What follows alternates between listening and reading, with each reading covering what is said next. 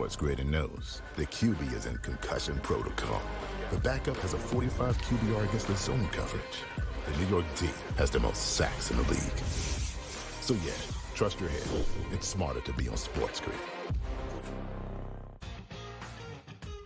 So what are your impressions of Valhalla, just for folks that have not seen it on TV or didn't watch the Ryder Cups or past majors? You know, they see a PGA maybe at a Southern Hills or a Bet Page or, whatever it may be. And they're like, Valhalla and Louisville, Kentucky. But like, look at the tournaments produced and it's insane. Yeah. It really has. And obviously, of course, I'm a bias toward it. Only on SportsGrid. Draisaitl could easily, at plus money, get the first goal, the second goal, the fourth goal. There's a few guys here. Maybe the prop betting market is not a bad way to look here. Clippers over the Mavericks. If I would have told you that score before the game, knowing that Kawhi Leonard wasn't playing, I would have really figured it would have been the other way around. But the NBA is just crazy. In-game live, all access. Only on SportsGrid. DraftKings making a progressive move, I think, that most other companies are also going to do or have done in the past. Adding someone from the government or someone you would say in legislation to become their responsible gaming leader here. And in this case, her name is Lori Kalani. And it'll be interesting to see if other companies try to follow suit in terms of hiring former lobbyists to head responsible gaming. Newswire. Only on SportsGrid.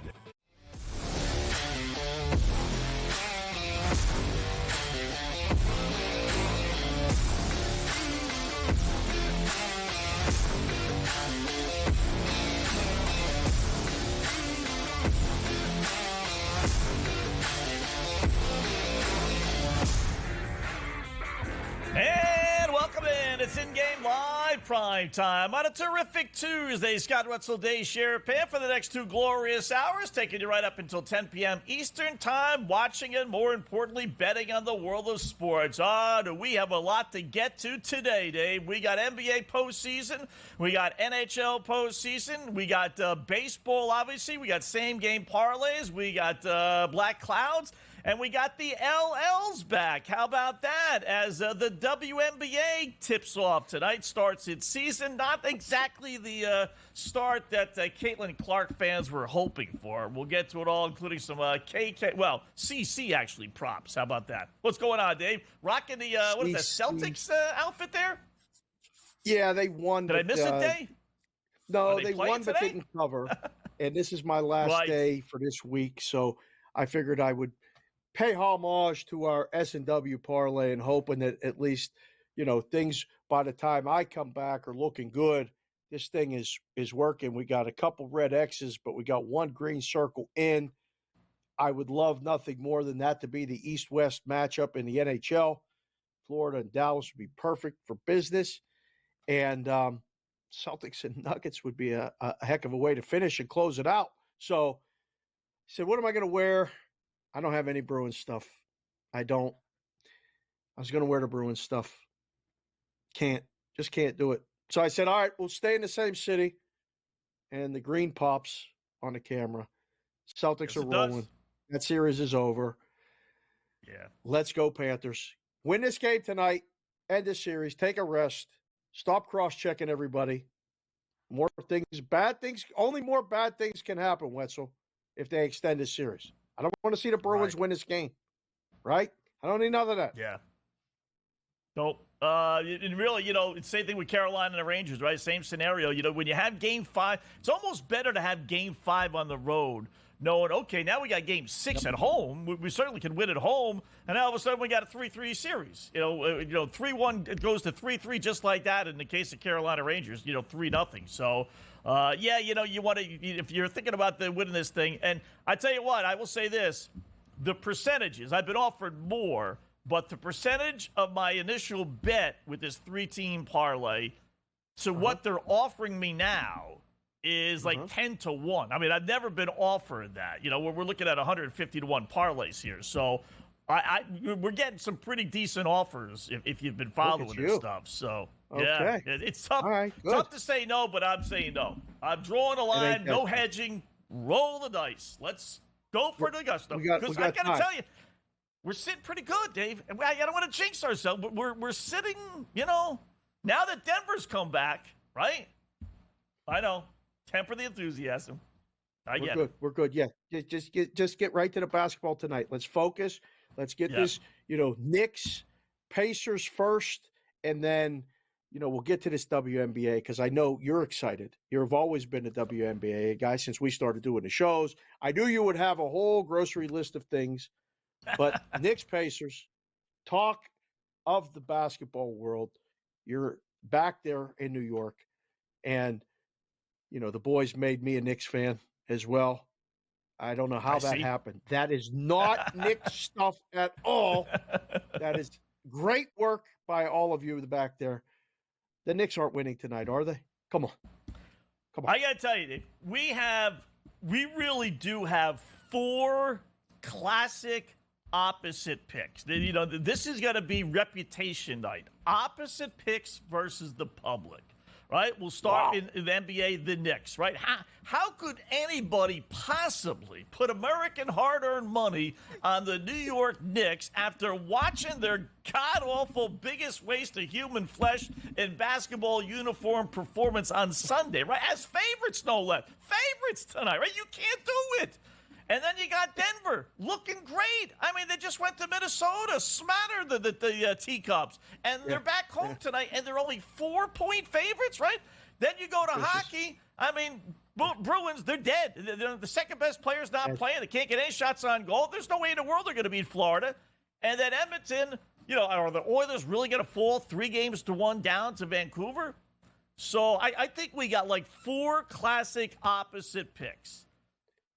I'm just curious. I won't even know. Who knows? I'm not going to predict, but I am curious to see how many of the opposite plays come out tonight. What do you think? I put a poll. I was having a discussion with a guy before the show, and he said, which dog do you think has the most confidence? Like, do you think people have the most confidence in winning? So I put it on my Twitter at SportsGrid Cake and Sig. Did the 2 hockey games, Bruins, Canucks, and then put Pacers and T-Wolves. And it is overwhelming, leading in the clubhouse. Pacers. Yeah. It's not, I mean, it's you should have put Knicks on there. You should have put the Knicks as the I know they're not an underdog, but they're not dogs. It's a dog outright question. Right. Should have been a public question. You're that official that's asking all these questions after the fact to try to change the rules and all this other stuff. It was a dog win a game outright. So, yeah, Pacers, it seems so obvious. But sometimes those obvious ones lose. I don't know. They all do. I really don't know. They all seem obvious. Well, the Bruins winning on the road I don't think that would surprise you.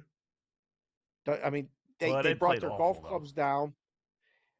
Listen, they were up 2-0 in that game and missed a shot. They could have put it up 3-0 and probably we'd be talking about this thing being 2-2. Florida comes back, physically imposes their will on them, basically restricts the ice. They can't get the puck. It can change so fast in the hockey. That's why I didn't think either hockey one would be. But, I mean, Edmonton, they threw a guy in Picard. He's never played a playoff game. Wetzel. Yeah. What are we doing? Got to get to that. What are you doing, right? What do you do? The guy was a Vezina Trophy finalist last year. I know he's a rookie, but, they're Skinner. I mean. Yeah. Wow.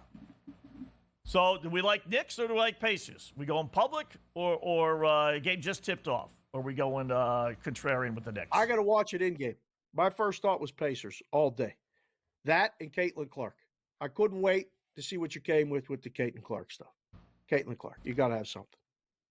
All right, I will tell you, Caitlin Clark so far tonight, 7 minutes left to go. This is how, off the beaten path, the WNBA is. They go by quarters in the WNBA. FanDuel added at halftime after the first quarter. Boys, WNBA plays quarters, not halves. It's not, college basketball plays. That's how little they've been following the WNBA, right? But okay, that's our little tip for the night, boys. Checks in the mail. Just let you know. Don't embarrass yourself. It's not halftime. Each quarter's how long, Scott? 10 minutes? Yeah, 10 minutes. 4 10-minute quarters. Okay. All right. Yeah. Caitlin Clark, 0 points. They got 6.5 minutes left to go in the second quarter. She's 0 for 4, 1 assist, 2 fouls in 9 minutes to play. Her over-under tonight was 20.5. Yeah, that's it. That's a lot of pressure. Look at that first game out. Yeah. Look at that. I mean, were you on over? I or thought under? she'd get 21, though, I must say, but there's some other props for her. Like, she was supposed to have 1 3-pointer every game they were giving you. Will she score 50 points? I mean, we'll get into some goofy things here, but 6.5 assists. I did like the assists even more than her points because I thought she would defer tonight, game 1. Right. But she's been invisible. 1 assist. Like I said, she's got more personal fouls than points and assists combined. I hope they're not upsetting the apple cart here. It's the Golden Goose. Yeah. She's bringing a lot of a sold-out crowd in Connecticut. She better do well. You have to struggle before you learn how to win. You can't just show up and hang up 30 and hit threes from all over the court. This is the pros. I mean, she's getting everybody's best shot every game. It's going to be tough. Yeah. She's not a miracle worker, apparently. At least not so far. Look at some of her props next. In-game live, prime time. Continue.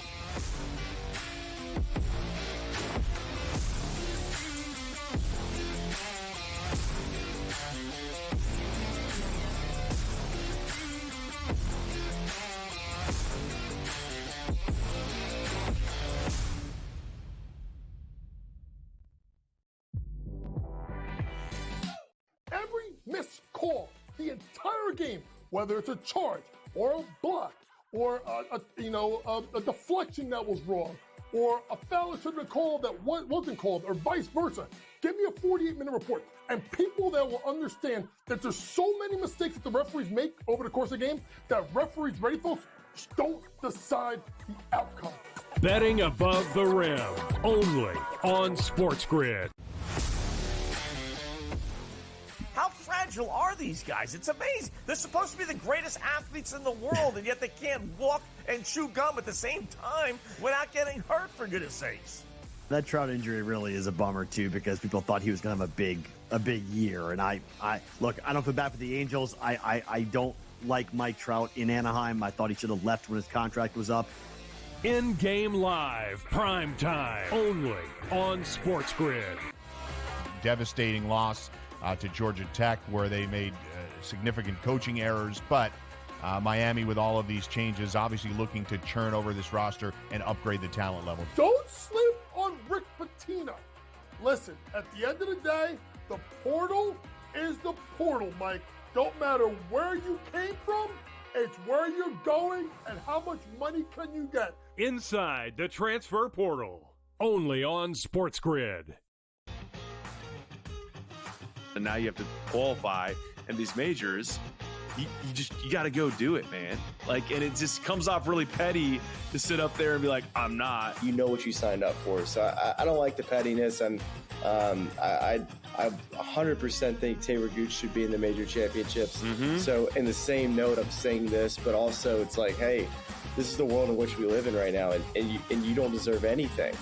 Only on SportsGrid.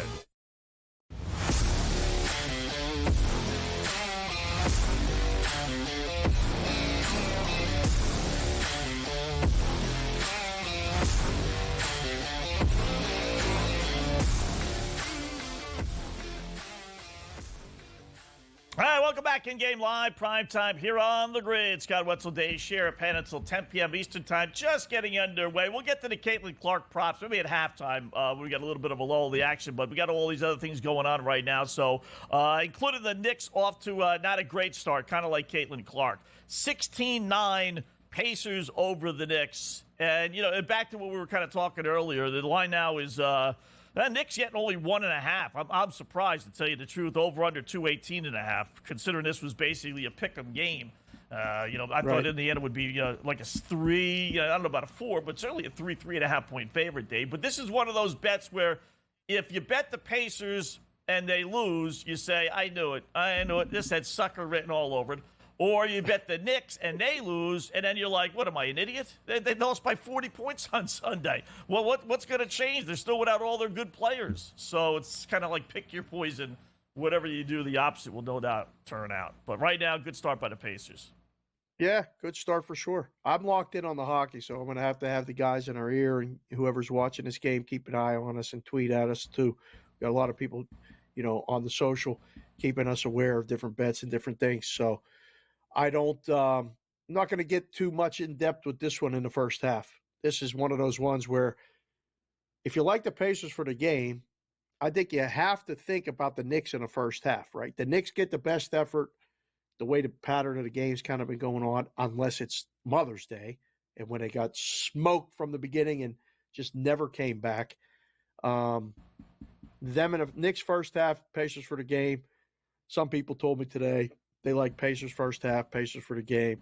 Not too many people told me the Knicks, Scott. There was just not too many of that all day. I was out asking people, as many people as I could, and they were pretty much in unison. Pacers, Pacers, Pacers. Yeah, I'm surprised the Knicks were favorites tonight, Dave. Me and Ranieri were doing this game Sunday, and the lines came out, and the Knicks actually opened up as a 3-point favorite. Joe and I were shocked, and the series line was pick 'em. We're like, pick 'em. And then literally 10 minutes later, no more than 10 minutes later, Indiana went to a -40 favorite in the series, and then the 3-point line dropped down to 1, and now it's kind of hovered around that 1.5, 2, depending on where you did your shopping as far as the closing line is concerned. But it does make it tough, right? I mean, how could you watch that game? And it's not just a bad game. It's a game in which, a lot of players didn't play, and they're not playing again tonight. So who's betting the Knicks outside of me just because it's an opposite pick? Yeah. Sometimes those series prices are very volatile. And a lot of times with the injuries and things like that, you don't know. So you want to put it up as quick as you can and then let the market tell you. The market told them pretty quickly that, the Pacers was the side.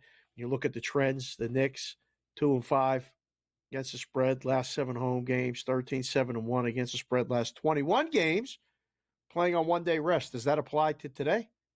The one-day rest thing? I think it does. Yep. Okay. And there's your Pacers ones. Under 26-11, last 37 road games, 6-3 against the spread, last 9 as road underdogs. I'm with you. I'd have made the game pick, and let them bet me the Knicks, up. So we'll see. What's the in-game number? I'll take a quick look myself. 1.5. Heavy juice on Indiana. Up 6, 22-16. See, here's the problem. I'm telling you, and I even have a Pacer ticket. I grabbed them when they were down 2-zip at 3-1. If the Knicks, to me, Dave, don't come out flying, and so far they're not, I don't think they're in it for the long haul. Like, when you get embarrassed by 40-plus, whatever the final score ended up being, 33, I think it was 32, but they were down literally 40. If you don't come out flying the next game, then that game wasn't a fluke. It was reality. And to me, it's a very, very bad sign that the Knicks are down early in this game. And the fact, now it's down to 2, but I would have thought the Knicks would have been, the place would have been rocking, and they come out flying 20-10.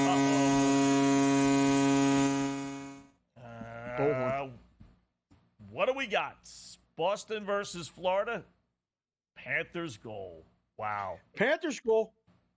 1-1. Good for the S&W.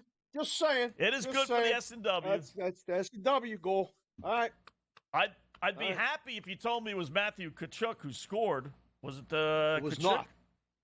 It was not. It was Bennett. I got a round-robin 2-goal parlay with, and I need Tkachuk. I got 6 of my 9 guys in. I need at least one more. So Tkachuk has 1 goal. Reinhardt. Yeah, Reinhardt. Oh, okay. So Geeky for the Bruins in the first period, Reinhardt for the Panthers here in the second period. So 1-1. It was Pick'em a moment ago. Now Florida's back up to being a monster 230 favorite. Wow. Right back to the original number and some, because there's less time on the clock. So Right. The kind of formula for that is what it closed $2, add 20 cents, 30 cents, whatever you want. It's not hard once it gets back to tie with half the game left. Would you lay it? Yeah, I probably. I can't lay 230. No, maybe I'll take them in regulation. Yeah, that's not your style. That's a little too pricey for me. Boston lead is bye. Trouble. Yeah. And we know what happened the last game. They blew the lead. Not that it was their fault. Thank you very much, referees. Florida scored again and then again, and that was basically the ball game. But they scored 2 goals, back-to-back goals, basically. Yeah. And turned a 2-1 lead into a 3-2 deficit. So, I still got mixed emotions being a Bruins fan here. I really do. Let it go. S&W. They're not going to win. Kids in college. They're not going to win. Kids in college, too. Kids in college, that's true. Yeah. Let's go. Right? We need that one. My wife asked me that all the time. I said, hey, Wetzel had a good point. I said, listen, when we need something, I'm just going to say kids in college. I said, then stop asking. That's it. Two kids in college. Yeah, 2 kids. Yeah.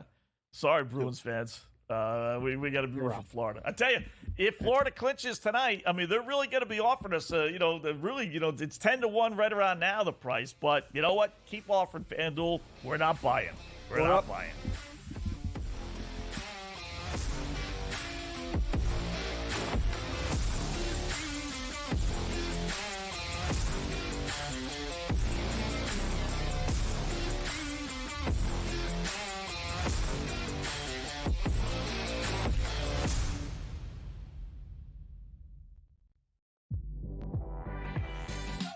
Every missed call, the entire game, whether it's a charge or a block or a deflection that was wrong or a foul that should have been called that wasn't called or vice versa.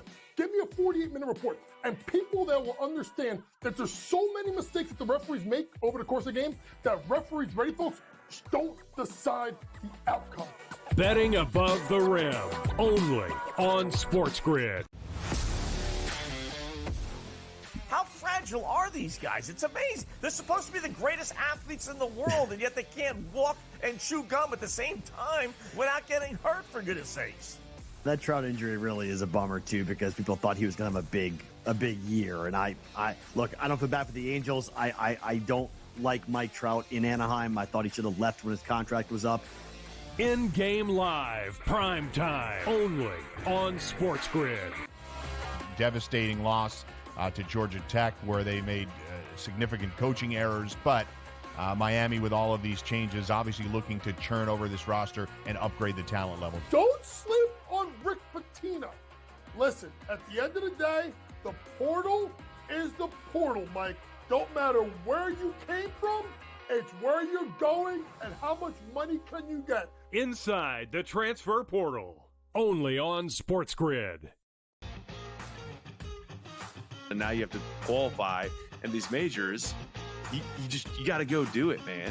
And it just comes off really petty to sit up there and be like, I'm not. You know what you signed up for. So I don't like the pettiness, and I 100% think Taylor Gooch should be in the major championships. Mm-hmm. So in the same note, I'm saying this, but also it's like, hey, this is the world in which we live in right now, and you don't deserve anything. Only on SportsGrid.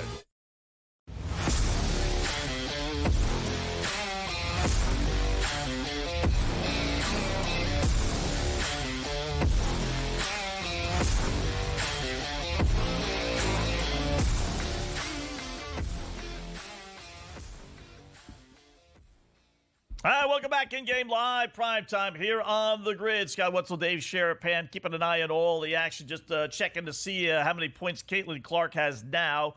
I know she did score. So her first bucket, her only bucket, for that matter, is a layup. If that had any prop bet on that, it was a layup.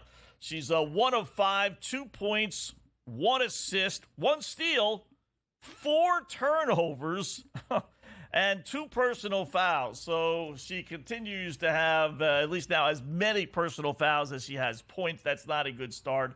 And more personal fouls and turnovers combined than points and assists. Again, not a good start for one Caitlin Clark in front of a sold-out crowd in Connecticut. So, and oh, by the way, not that it is the, who cares story. It is, Indiana trailing by 15, 46-31. So Knickerbockers doing a little bit better as they've kind of kept close with Indiana. Not kind of, they have. After being down by as many as 6, and it might have even been more than that, but 25-21, 3 minutes left to go in the first quarter. High-scoring game. Numbers are pretty good as far as the totals are concerned if you're sitting on the over, as I am. 226.5 now, and then the in-game number as far as the betting for the two teams. Knicks down 1, laying 2.5. Still making the Knicks a favorite. Boy, I tell you, they're begging for Indiana money. Something tells me the Knicks are going to find a way to win, Dave. It's got that look like, why are the Knicks favored? And they continue to be favorites even though they're down. So it's just a formula. Backers. It's just a formula. You don't want to make the home team the dog too soon and, have it flip, and then you're on the wrong side. You got to keep that team the favorite. And listen, maybe the books are taking a position on the Knicks. Maybe they do kind of like the Knicks in this situation. Doesn't have to win. The Pacers don't have to go there and win this game. That's, and it's best for business if they don't, to be perfectly honest, because they're winning game 6. Yeah. The Pacers are winning game 6. So what's good for business? People always used to ask me that in the book. Like, what are you rooting for? Just more games. What do you mean? More games. We get more games, there's more business. It doesn't matter who wins, loses. We're pretty, we're good either way. It doesn't matter. Just give me more games. Because as we get closer to just summertime, you want more big games in series. Worked perfectly last night. The Thunder came back against the Mavericks. We got a 2-2 series in that. And we got,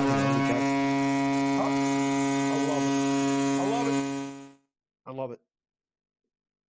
Hello. Really? Wow. Hello. It's a big I'm one. surprised. Yeah. No, Boston's showing a little character tonight. How about that? Is it anybody we've heard? Let me see. Boston, I'm getting it now. Of course, I'm like 2 minutes behind. Charlie McAvoy. Oof. In the slot, wide open. Wow, wide open. I could have scored that one. Holy fudge. Someone missed an assignment there. Are you a lefty or a righty? Righty. With a stick. Okay. Righty. All right. Yeah. We can play opposite wings then. I'm lefty. There you go. Can you skate? Are you a lefty normally or just in hockey lefty? No, bat righty, throw righty, play hockey lefty. Golf righty. Switch hit baseball, but not good lefty. Wait. You swing righty, golf, but your hockey baseball. Swing lefty. How does that make any sense? Yeah. How does I don't know. That's why I picked up the stick when I was a little kid and I played left-handed. It works. Right. I was always confused. Yeah. So if you write, you're left-handed writing or you're right-handed writing? Right-handed. So you're really a right-hander. That's the main, that whatever you do writing is really determining what you are. I don't know. Sometimes I eat left-handed. All my kids are left-handed. I don't know how that happened. My wife's right-handed. Really? I have no idea. Yeah. Yeah. My younger daughter was left-handed. We got her out of it. She's a little ambidextrous now, but my mother told me something like many moons ago, which makes absolutely no sense, right? I know that now, but back, when you're 5 and 6, right? Okay. She said, "Oh, don't be left-handed because your heart, people do their heart, right? So your heart's on the left side of your body, so you want to put that stress there." Of course, we find out the heart's in the middle. It's not in the left hand. It's not on the right. It's in the middle. But again, as a 5-6-year-old, okay, Mom. So that kind of like stuck on my brain. So I told my daughter, no, wait, you can't be a lefty. Even I know your heart's not on the left side. It's just a little. So she can do a little bit of both, but mostly right-handed. Now kids can just Google that stuff on the internet and go, "Mom, Dad, you're lying. That's not even true." Right? Yeah, you're wrong. It's not even true. Exactly. Yeah. So couldn't do that. All right, 2-1 Bruins lead. We'll give you the updated numbers when we come back in Game Live. Eric Lindquist will join us as well. Get some winners from him.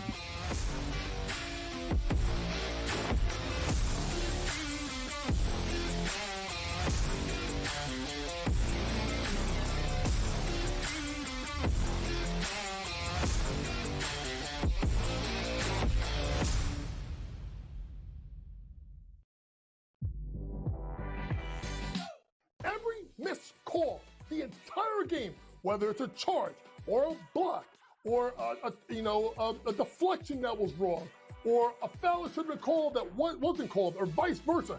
Give me a 48-minute report. And people that will understand that there's so many mistakes that the referees make over the course of the game that referees, ready folks, don't decide the outcome. Betting above the rim, only on SportsGrid.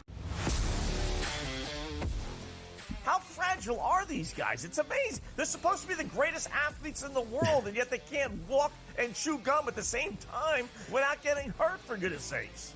That Trout injury really is a bummer too, because people thought he was going to have a big year. And I look, I don't feel bad for the Angels. I don't like Mike Trout in Anaheim. I thought he should have left when his contract was up. InGame Live, prime time, only on SportsGrid. Devastating loss to Georgia Tech, where they made significant coaching errors, but Miami, with all of these changes, obviously looking to churn over this roster and upgrade the talent level. Don't sleep on Rick Pitino. Listen, at the end of the day, the portal is the portal, Mike. Don't matter where you came from, it's where you're going and how much money can you get. Inside the transfer portal, only on SportsGrid. And now you have to qualify, and these majors, you got to go do it, man. Like, and it just comes off really petty to sit up there and be like, I'm not. You know what you signed up for, so I don't like the pettiness, and I 100% think Taylor Gooch should be in the major championships. Mm-hmm. So in the same note, I'm saying this, but also it's like, hey, this is the world in which we live in right now, and you don't deserve anything. Only on SportsGrid.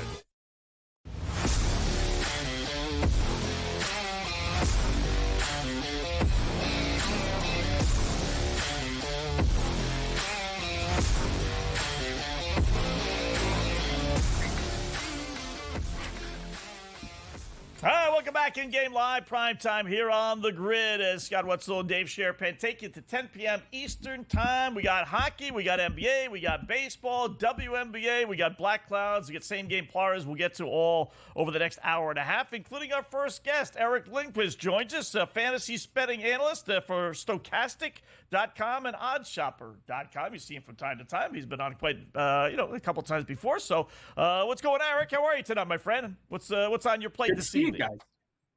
Yeah, so on my plate right now, we got Miles McBride going completely bonkers, which is great. Was on the 9.5.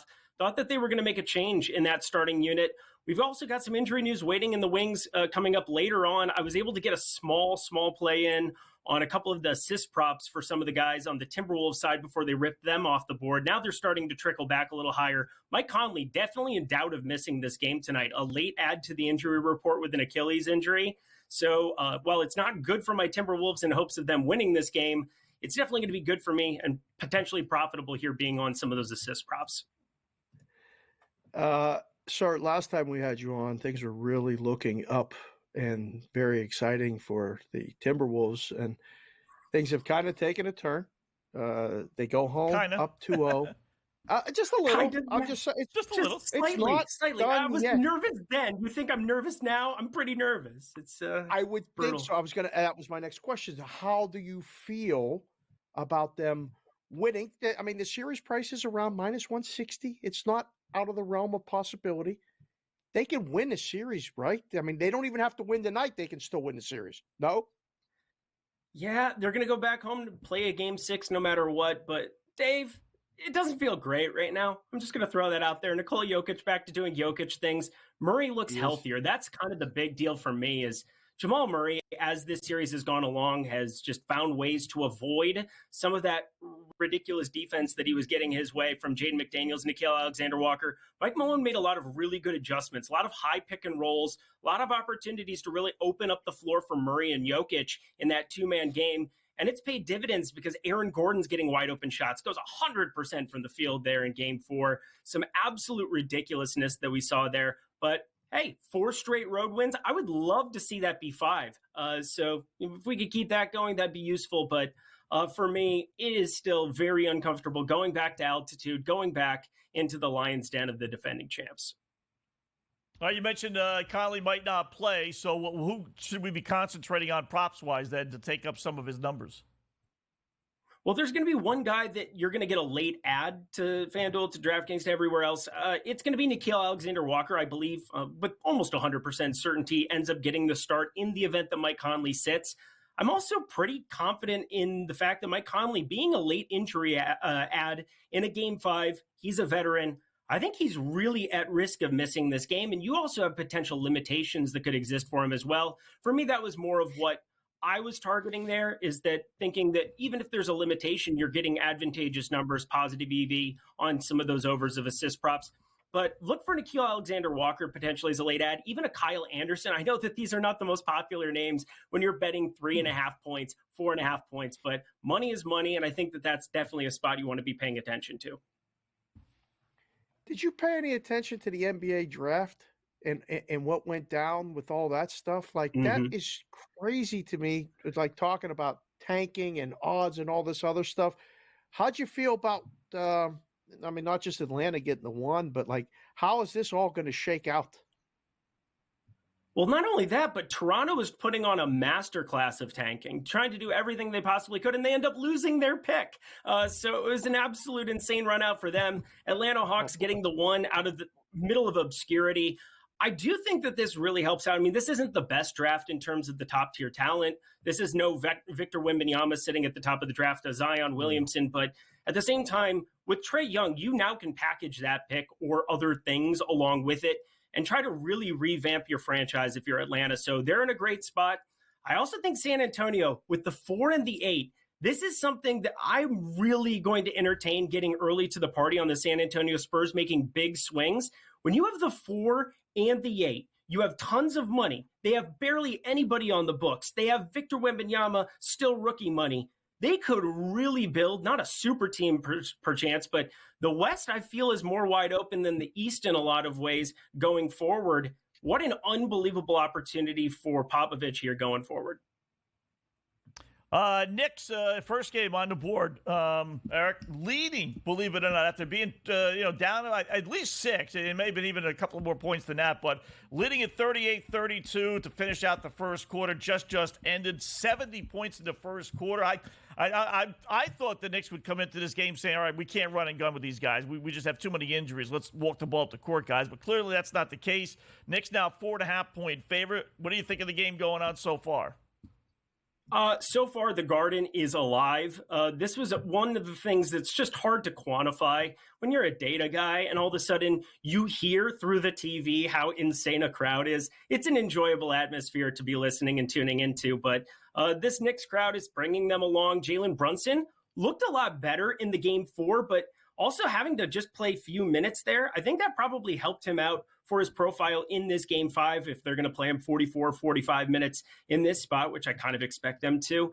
I really do think the Knicks were going to be a little bit more competitive. I almost pulled the trigger on Indy money line, ended up just basically sitting on it for one more day. I have some Knicks futures that are in play, but love that they added Miles McBride to the starting lineup. Precious Achiuwa, it didn't work out the last 2 games. Glad they made that switch and just got more offense, trying to up the variance, 3-point shooting on the floor. And hey, the Pacers go 4 for 5 from 3 and you're up 6. Feels like a huge win of a quarter here for the Knicks.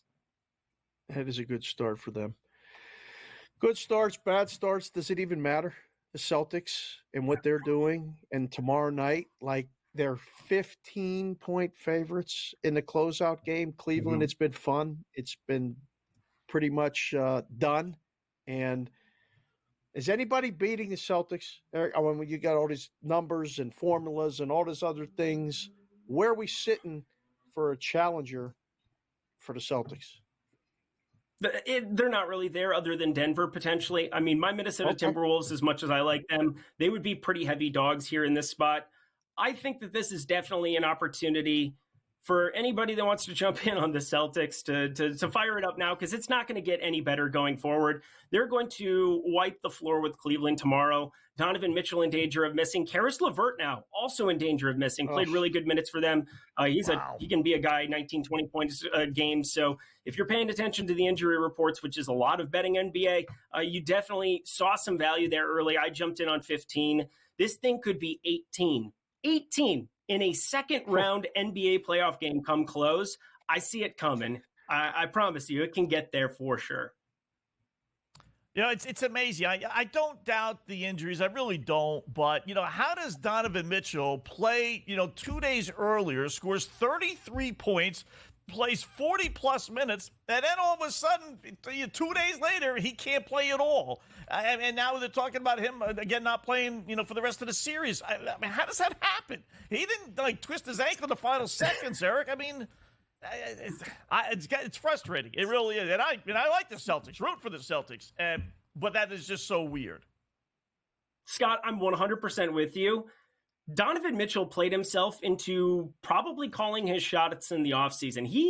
I dare say it was the best player on the floor for the first 3 games of that series. It was incredible watching Donovan Mitchell. And we're talking about Drew Holiday, Derek White, 2 of the best perimeter defenders that exist in the entire NBA on the same team. And schematically, they were doing everything to slow down Donovan Mitchell and just couldn't. I think come this postseason, after the season, if you will, you're going to see Donovan Mitchell force his way in some way, shape, or form outside of Cleveland if he really, really wants to. He played so well there, probably protecting himself and knowing that Cleveland probably wasn't going to go anywhere here in this spot, play himself onto a contender going forward. Yeah, it's amazing. It's amazing with these guys. Eric, great job as always, my friend. Let's cash a couple tickets, and we'll do it again soon. Thanks, Scott. Thanks, Dave. See you. You got it. In-game live, prime time. Quick break. Right back to the scoreboard after this.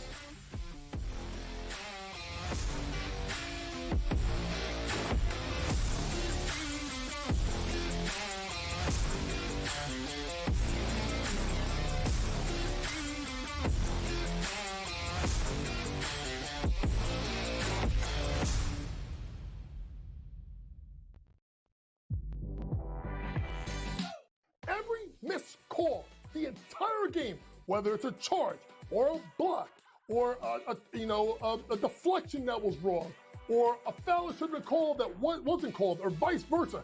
Give me a 48-minute report. And people that will understand that there's so many mistakes that the referees make over the course of the game that referees, ready folks, don't decide the outcome. Betting above the rim, only on SportsGrid. How fragile are these guys? It's amazing. They're supposed to be the greatest athletes in the world, and yet they can't walk and chew gum at the same time without getting hurt, for goodness sakes. That Trout injury really is a bummer, too, because people thought he was going to have a big year. And I don't feel bad for the Angels. I don't like Mike Trout in Anaheim. I thought he should have left when his contract was up. In-game live, prime time, only on SportsGrid. Devastating loss to Georgia Tech, where they made significant coaching errors, but Miami, with all of these changes, obviously looking to churn over this roster and upgrade the talent level. Don't sleep on Rick Pitino. Listen, at the end of the day, the portal is the portal, Mike. Don't matter where you came from, it's where you're going and how much money can you get. Inside the transfer portal, only on SportsGrid. And now you have to qualify, and these majors, you got to go do it, man. And it just comes off really petty to sit up there and be like, I'm not. You know what you signed up for. So I don't like the pettiness, and I 100% think Taylor Gooch should be in the major championships. Mm-hmm. So in the same note, I'm saying this, but also it's like, hey, this is the world in which we live in right now, and you don't deserve anything. Only on SportsGrid.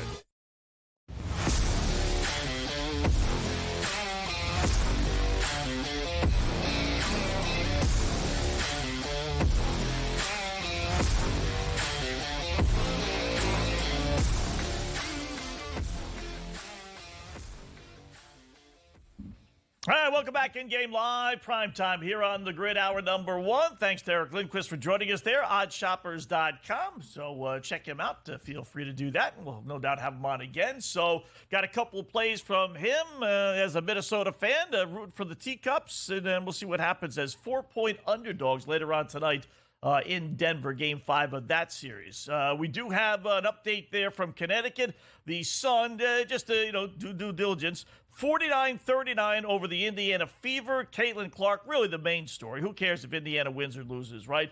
It's how well will Caitlin Clark do? 7 points at the half, 2 of 7 shooting, 1 of 4 from 3, a couple of free throws. 5 turnovers. Yikes. And 2 personal fouls. -7 as the team is down 10, which is actually pretty good considering 3 of the other starters are -9 for a plus-minus rating, which I actually like in the NBA and WNBA. So anyway, little update on Caitlin Clark. You surprised, Dave? I mean, it looks like she's going to struggle here a little bit. I want to say it's to be expected, but, listen, she could shoot from half court. Maybe it shouldn't be expected. Maybe she's got to live up to the hype here a little bit. Everybody in the league knows she's coming. Everybody in the league is going to give her their best shot, starting with game number 1. There's no freebies. So right. This is part of the growth. This will be that, beginning where she's going to struggle, defensively maybe a little bit, get fouls and have foul trouble, and a lot of things that may not have happened in college. I'm not really surprised. I know that, we talked about it both with Kevin and Ranieri even yesterday, with Matt. These things are like that overinflated tire. All of her props, they're pumped up. They're very pumped up. You're not getting any bargains. So if you're good with it, just expect to get the price. There's Caitlin Clark specials. I don't remember ever doing anything like this in my life for someone specifically in the WNBA. Now, things evolve and things change, and there might be a market for this. Those prices aren't great. All minuses. Some of them. Look at just the not. The one that really jumps out to me as far as being bad. Averaged 22 points a game at -160. There have only been 3. Listen, I get it. It's the WNBA. It hasn't been around that long. And she's supposed to be like that much better than everybody else. But there's only been 3 women to average 20 points, let alone 22, in their rookie season in WNBA history. And now you're going to lay -160. She might lead the Fever in scoring because they stink. So that's even money. To get 1-3 in every game, even money, that's difficult. You tell me there's not going to be one game where she's not going to get a 3? So forget about those. I did put a couple shekels. If we're going to have to live every single day hearing about Caitlin Clark, let's at least try and make some money on her. So 50 points or more in any game, 9-1. And then 54, which would set the WNBA record, 21-1. Now I'm thinking if she gets 50, Dave, she's getting 54, right? Not just because, it's only 4 more points, but if you're that close to setting the all-time record, then your teammates will make sure you get 4 more stinking points. So 21-1. You got 40 shots at it. It's only a 40-game regular season. What do you think? You got 40 shots at it, but how many shots do you really have at it? 2? Right? Get that many points? 3 or 4 for bad teams. About the WNBA? I feel like we should be getting more. There's 12 teams in the WNBA. This is almost like mathematically impossible. You know how many had winning records last year out of 12? I cheated. 4. Okay. Kevin told me that. I was going to say that. That's surprising. Yeah. You would think it's at least 6, right? The math would be 6, and then the low would be 5. And when he said 4, I'm like, But that's because those top teams, they just didn't lose any of those games. Right. Like there were no way coin over flip 500 games with those top teams. Yeah. So I don't know. All right. So I put a couple shekels, like I said, there might be one goofy game where she just goes off, but from what we're seeing tonight, it may take a little while for that to be the case. All right, Bruins, 2-1 over Florida. We played basically 2 periods. I see 14 seconds left in the second period. Bruins now wow, you've had some crazy swings, Dave. We said before when it was 1-1, right? Florida was -230. Now Boston up 2-1 is -215. That's a 200-point swing, with one goal. That seems kind of weird, no? Should Boston be like maybe a 140, 150 favorite, not minus 225 after 2 now? Sometimes this thing swings. We've seen it now for years. We've done this show together for years. It overvalues the favorite in a 1-goal hockey game. And really does. In this situation, the home team, right? Like this should be lower with the road team leading going in. It's it's going to swing to the original, close to the original price. Just short of the original price if it goes back to 2-2. So, yeah, the math doesn't math for me. This is that's way too high. It's a clock thing. It overvalues the favorite because it feels like there's less clock. I don't know. You can watch a hockey game and they can score 3 goals in 2 minutes. Yeah. That's right. So that's why. So it's after 2, but that's a big number. Listen. We got enough invested, so I'm not going to do it personally, but, getting Florida down 2-1 with plus 172 on FanDuel anyway is, halfway decent number. And then the over-under is 5.5 plus 152. Could be 3-2, but I kind of like the over there on that one as well, plus that 152 number. That's a big price. All right, we'll update all the other lines when we come back in Game Live Prime Time.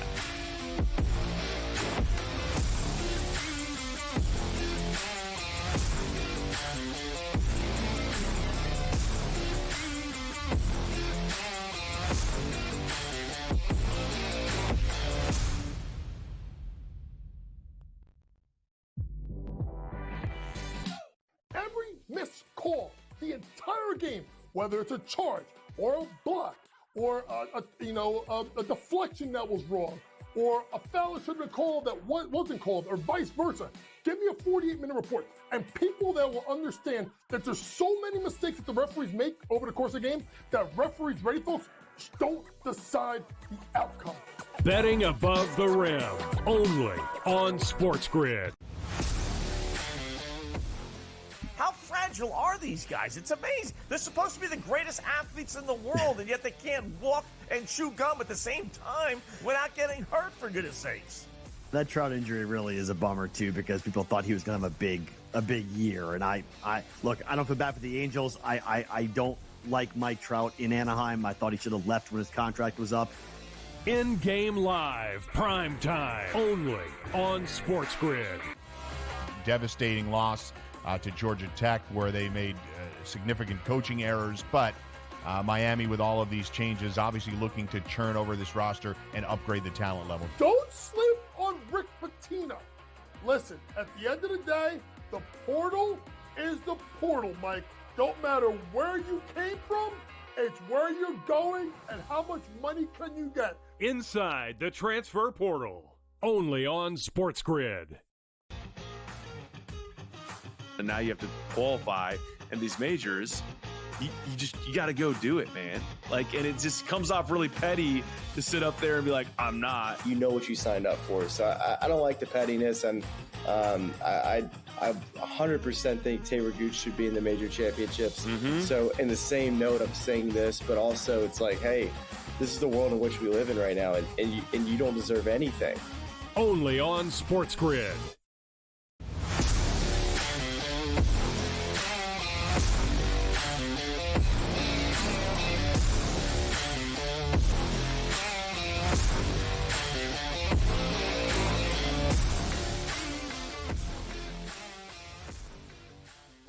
All right, welcome back. It is InGame Live Prime Time here on the grid. Scott Wetzel, Dave Sharapan, NBA, NHL, baseball, WNBA with Caitlin Clark, and how about some Black Cloud action?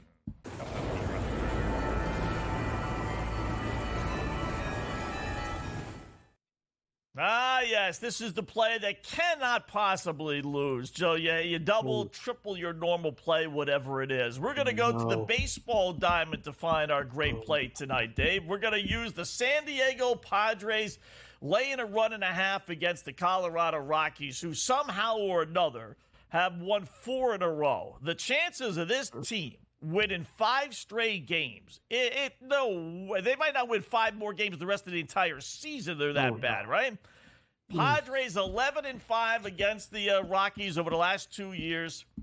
Get a load of this. Now, we got to lay 1.5 because we don't want to lay over 2-1. So, are they going to win by 2, Scott? That's the question. We know they're going to lose, but are they going to lose by 2 runs or more? 21 of the 28 Rocky losses this year have come by 2 runs or more. So, 3 out of every 4. You go back to last year, where 81 of their 103 losses came by 2 runs or more. That's 4 out of every 5 losses. They were getting crushed. So, Adam, with this year's numbers, 102 of the 131 losses this god-awful team has had over the last season plus have come by 2 runs or more. So, yes, the Padres can and will win by 2 runs. And they have their ace on the hill, Dylan Cease. No way they're losing to the Colorado Rockies. No way. No way. Double your play. No way. At home. Oh. So we got a team on a 5-game winning streak in the Rockies. San Diego's 10-14 at home. No, that's 5 in a row. They won 5. They've won 5. 5 in a row. Right. 5 in a row. They're going for their 6th. San Diego's 10-14 at home. 22-22 overall. You want to lay a 1.5 right now with this team? Wetzel. They've run 6 in a row one time in 2 years. I know. One time in 2 years. The price is absurd. This is, and now that's why you let it run in a half. Trend. What happened to winners bet on streaks, losers bet against streaks? Sometimes you throw that out the window when you're dealing with the Colorado Rockies. It's the number Rockies. 1 golden rule. The Rockies, it is, but even number 1s can kind of get pushed to the side. It's the Rockies. I don't know how the hell they swept. Who'd they sweep this week? It was a good team, too. Oh, Texas. I don't know how they swept Texas. They out-hit them. They got good pitching, like they did last night. Great pitching. Yeah. We got our boy Dylan Cease, though. He's going to come up big. He has to come up big. He can't lose. If this loses, it's not because the Rockies won. It's probably because, the Rockies win, you lose. Yes, but San Diego loses by 1. This fits the black cloud perfectly. This is what happens, right? That San Diego wins. You don't want to lay that extra juice with the money line, and you take your chances laying a 1.5 with the home team. Which, don't we have a rule for that too somewhere? Probably. We got rules for everything. But you can't lay minus 295. 295. I mean, you can't do that. They know nobody's doing that, Priced right? you out of the market. Yeah. Yeah. Priced you out of the For market. a small guy. Yeah. So, Cal Quantrill going for the Rocks. I thought he was with the Cleveland Guardians. Yeah. Guess not. He was. Not anymore. He was, right? Yeah. Yeah. So, yeah. I really thought maybe you want to put them Dodgers in a parlay. Today. I thought you were going to come Dodgers today. Yeah, I thought about that. This Giants team is awful. Oh man, are they bad? Their lineup. Yeah. No, yeah. I thought how about a Dodger? If you're afraid of laying a 1.5, you want to go Dodger Padre parlay? That's plus 106. Money line. Yeah. That's not bad. That's not bad, right? That's not bad. I like the Rockies tonight. I didn't want to tell you before. I've heard this really wise guy. I do. Right. This really wise guy talk about this thing all the time. The number 1 golden rule is winners bet on streaks, losers bet against streaks. It's in my head. Yeah. I look at it every morning. Who's on the winning streaks? Oh, either take that side or pass, and you come on and black cloud the whole thing. I wasn't ready for you this. You probably should pass, but it's the old it's due theory.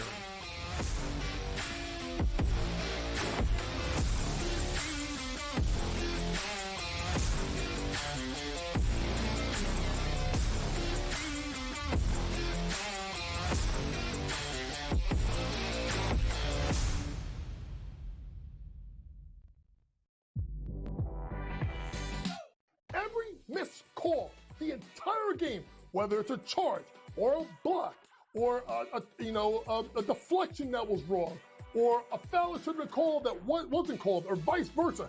Give me a 48-minute report, and people that will understand. There's so many mistakes that the referees make over the course of the game that referees, ready folks, just don't decide the outcome.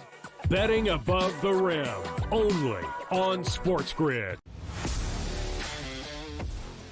How fragile are these guys? It's amazing. They're supposed to be the greatest athletes in the world, and yet they can't walk and chew gum at the same time without getting hurt, for goodness sakes. That Trout injury really is a bummer too, because people thought he was going to have a big year. And I look, I don't feel bad for the Angels. I don't like Mike Trout in Anaheim. I thought he should have left when his contract was up. InGame Live, prime time, only on SportsGrid. Devastating loss to Georgia Tech, where they made significant coaching errors, but Miami, with all of these changes, obviously looking to churn over this roster and upgrade the talent level. Don't sleep on Rick Pitino. Listen, at the end of the day, the portal is the portal, Mike. Don't matter where you came from, it's where you're going and how much money can you get. Inside the transfer portal, only on SportsGrid. And now you have to qualify, and these majors, you got to go do it, man. Like, and it just comes off really petty to sit up there and be like, I'm not. You know what you signed up for, so I don't like the pettiness, and I 100% think Taylor Gooch should be in the major championships. Mm-hmm. So in the same note, I'm saying this, but also it's like, hey, this is the world in which we live in right now, and you don't deserve anything. Only on SportsGrid.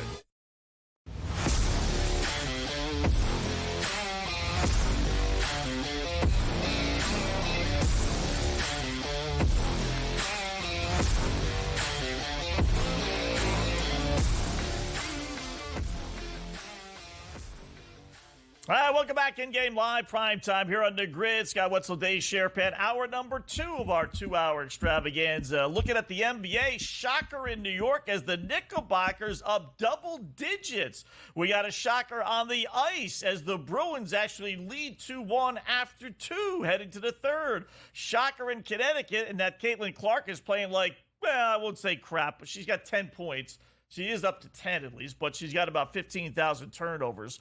And then we're still waiting for the two other late games, NBA Denver and Minnesota, and then obviously on the ice, Edmonton and the Vancouver Canucks. They fall behind 3-1. So with that, Dave, we also have our same game parlay that we need to throw out there. Little SGP time.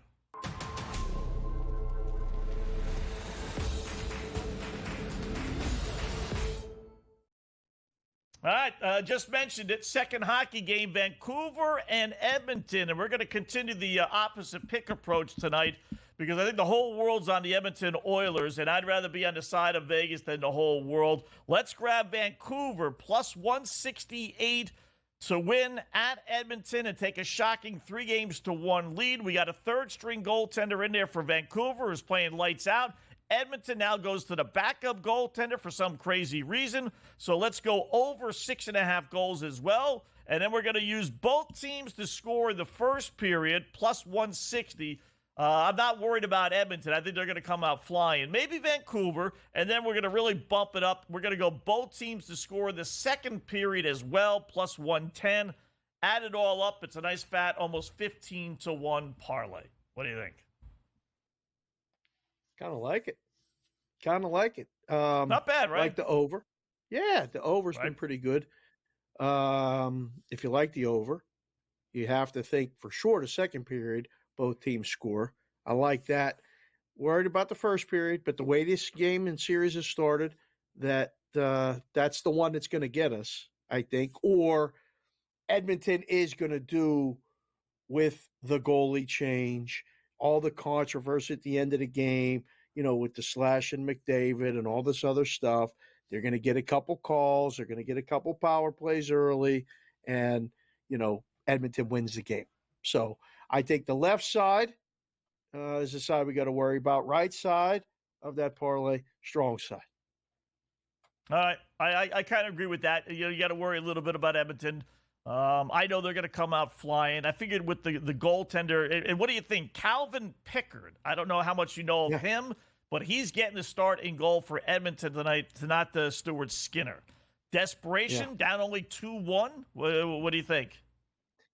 No, listen, you've been around these teams, and I remember as a teenager and watching the Penguins on the way up and doing this stuff. Like, there's times when the backup has to be put in, not just for the starting goalie to know that, like, look, we got you. We just have to put the other guy in. But the team needs a little bit of a shakeup. And Skinner hasn't been great. I mean, how much of a big, this is one of those things where you go, okay, I get it. Let's do it. I guess. I will say this, they got one win in 7 games against Vancouver this year. Before this series started, the Oiler fan, Dave, was saying, but 3 of those games, they're 0-4 this year, but 3 of those games were the first literally 2 weeks of the season. No big deal. It's almost like they didn't count. Well, here they are now 3 games into this series, and they're down 2-1, and it's now 6-1 as far as the series goes for this year. Vancouver 4-0 on the road this season. How about this? All 7 Vancouver playoff games decided by 1 goal. I think I read where that's the first time that's happened. Kind of weird. They don't make it easy.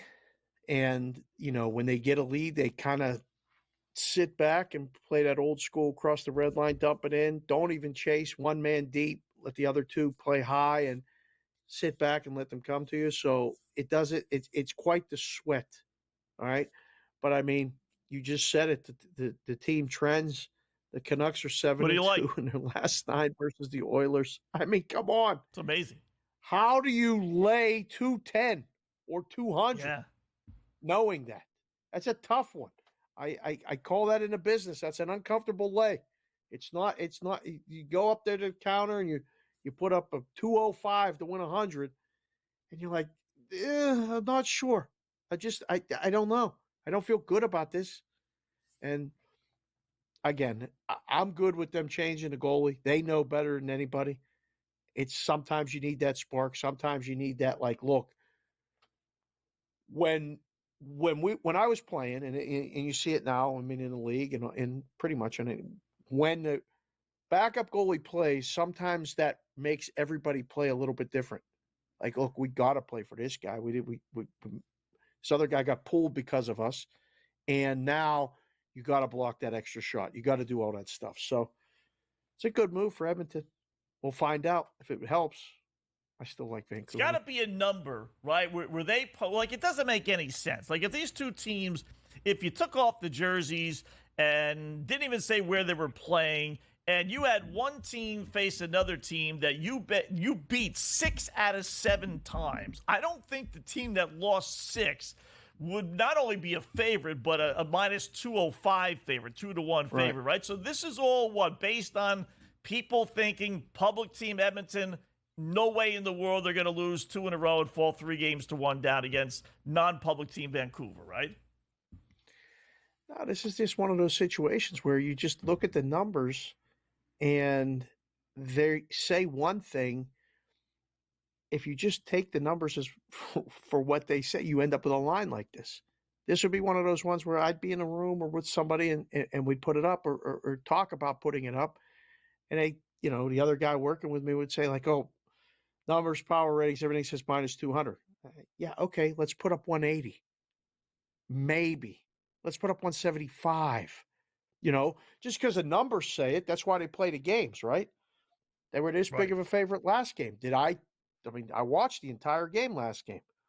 There weren't too many times during the game where I thought Edmonton is really that much better at all. So now Vancouver wins, takes home ice back, already done it in Edmonton. They change goalies, and they're the same or higher. None of it makes any sense. Yeah, like they didn't flip the line at all. It was 205 this morning when I looked before they made the announcement.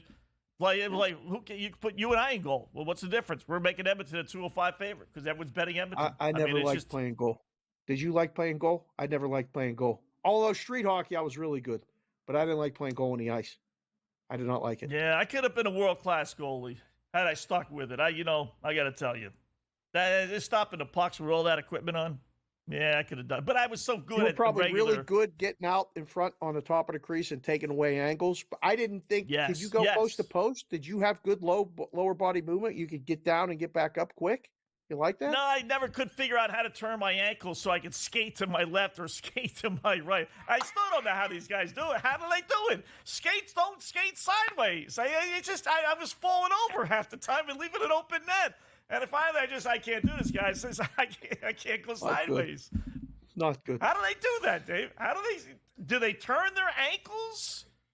Do they? They can't slide. Some guys are so right? fast they slide right across. They don't even have to turn. They just literally just like kick their legs out. It's like their lower bodies are like Inspector Gadget, Go-Go Gadget legs. They have unbelievable, one, flexibility, and two, swivel hips that you just can't even believe how loose they are. It's impressive. When you see these guys play now, they're 6'3" doing it. Back in the day, one of the shortest guys on the team was the goalie. Now they're the tallest guys on the team and some of the best skaters. Always been good skaters. Yeah, it's funny. That somewhere that did flip. Like you're exactly right. It used to be the smallest guy. We put him in goal. Don't worry about it. And then somewhere along the line, it said, "No, you know what? Let's get the giant in goal because he's covering more space." So I don't know how big Calvin Pickard is, but he was 12 and 7 this year. Good luck.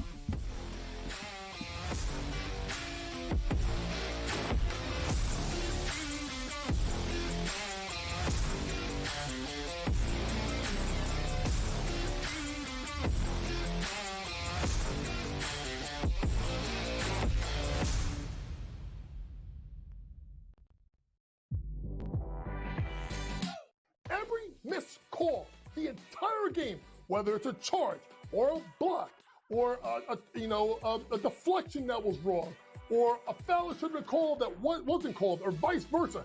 Give me a 48-minute report. And people that will understand that there's so many mistakes that the referees make over the course of the game that referees, ready folks, don't decide the outcome. Betting above the rim, only on SportsGrid. How fragile are these guys? It's amazing. They're supposed to be the greatest athletes in the world, and yet they can't walk and chew gum at the same time without getting hurt, for goodness sakes. That Trout injury really is a bummer, too, because people thought he was going to have a big year. And I don't feel bad for the Angels. I don't like Mike Trout in Anaheim. I thought he should have left when his contract was up. InGame Live, prime time, only on SportsGrid.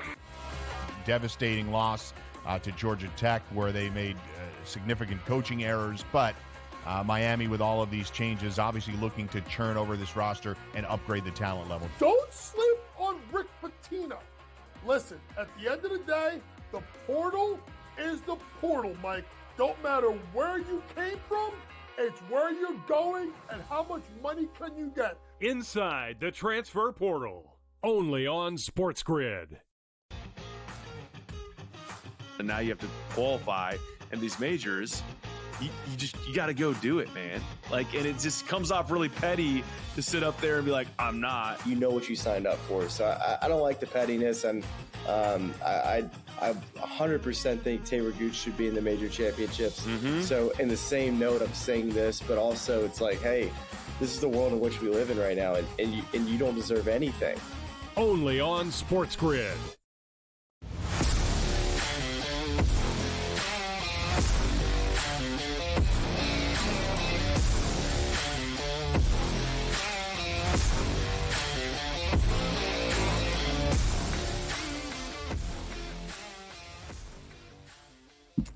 It's frustrating. It's frustrating watching this stuff. Bruins just had a breakaway, shorthanded, and the guy took a little wrist shot that the goalie from Topeka High could have stopped. I mean, what is that? You're dying here. You are leading 2-1, but you're down 3-1. You got a chance to take a monster 2-goal lead in the third period, and it was like a dopey little wrist shot, like it was nobody's business. All right, 2-1. There you go. Take a breath. Relax. Yeah, take a breath. Take a breath. I wish they all just had the skill that I had. That's all. Just all right. listen. Just look at the baseball board. You got Catch to the put a people move up on with the him, Pete. baseball. You got to put a little bit of a move on him, right? I mean, deke the guy a little bit. Sometimes the penalty killers aren't the best offensive players. Yeah. That's true. Okay, they're very good defensive players. And, we're just trying to get the puck on the net. Can't miss the net and cause an odd man rush the other way. So we take our shot. Can't deke and lose the puck. So if you're not confident, you shoot it right into the pads. I'm not saying it's right. I'm just saying that's what you do. Knicks by 13 late second quarter. 67-54, laying 10.5, over under 230.5. I'm surprised. Yeah. I shouldn't be surprised, Dave, because I was telling these guys on the podcast, I said, don't forget, this Indiana Pacer team is the same team that lost to the Milwaukee Bucks without the Greek Freak, who's really not Greek, and Damian Lillard. What was that, game 5, I think it was? So I said they are capable of losing this game, without the big boys, Anunoby and everybody for the Knicks. And so far, that's exactly what's happening.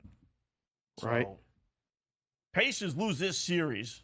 They really should just, everything they accomplished this year, which is a lot, to me, for the Pacers, if I'm a Pacers fan, just gets thrown right out the window because this series is there for the taking. It's clearly, with all these injuries for the Knicks, right?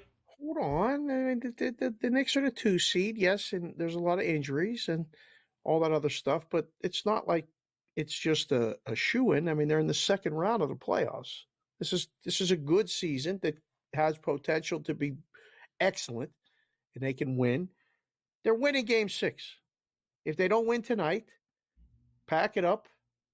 It might end up being a blowout. Now, don't forget what they did on Mother's Day. It was just Sunday. They blew out the Knicks. The Knicks might blow them out. Then they come back home. They're going to be 8.5, probably 8.5-point favorites. 8.5, somewhere around there. They're going to win game 6, and then we'll have a game 7. That's all anybody wants anyway. Game 7s, anything are great.